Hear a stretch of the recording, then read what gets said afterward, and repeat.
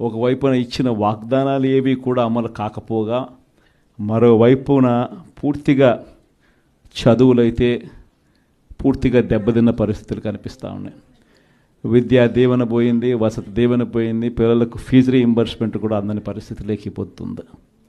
English medium చదువులు అటకెక్కాయి. TOEFL అన్నది గాలికి ఎగిరిపోయింది. గోరుముద్ద అన్నది రోజుకొక మెనూతో పెట్టే పరిస్థితి నుంచి ఈరోజు అలాంటి గోరుముద్ద అనే కార్యక్రమం కూడా నీరుగార్చే పరిస్థితి లేకపోయింది. వైద్య రంగం తీసుకున్న అదే పరిస్థితి. ఆరోగ్య ఆసరా అటకెక్కింది.